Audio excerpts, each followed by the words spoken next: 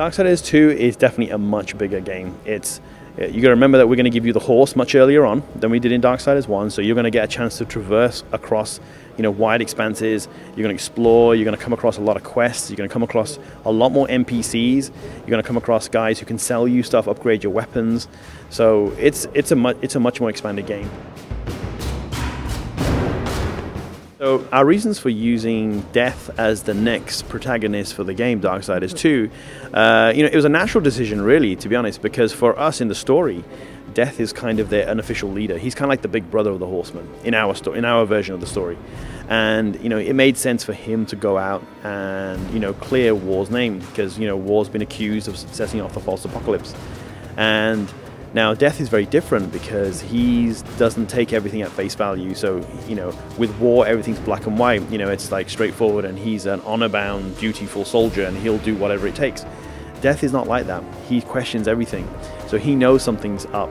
And so he goes on this quest to go and redeem his brother's name, and then he finds there's something much bigger happening.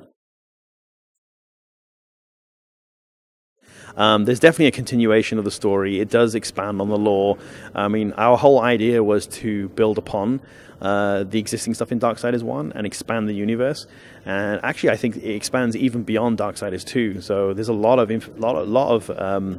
a wealth of kind of like storytelling still to be told yet still. And you'll get a lot of aspects from Darksiders 1 cleared up, and you'll understand a lot more things of how things connect. So all his new moves and the way Death moves and how agile he is, actually it's a major effect on our game. First of all, traversal is a lot more challenging. It's a little bit more complicated, it's more involved. The combat is also multi-layered, and you can do a lot more with it. It's a much deeper combat. The weapons are also about different types of things. Like if you have the hammer, what you're dealing with there is timing. So this is like more of a timing. If you want to get the maximum out of it, it does heavy damage, but timing. And Scythe is more about like, racking up combos and like, stringing lots of combos together. And then you have melee weapons, which are all about like fast mashing, sort of like it gives a very aggressive kind of like turnaround for the attacks there. And so, with the combat and the traversal, the environment is affected immediately. So basically we have to build upon that. We have to make sure the environment, makes sense, and cues for the player to know what to do and where to go. And all this within, an artistic setting. So we have to incorporate that too. So it's a bigger challenge.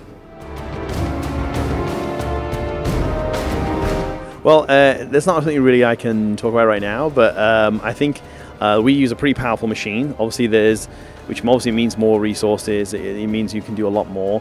So the Wii U team's doing really well. We've been working with Nintendo, and I think it's going to be a very exciting version of Darksiders. So, but we want to keep the overall thing relatively consistent.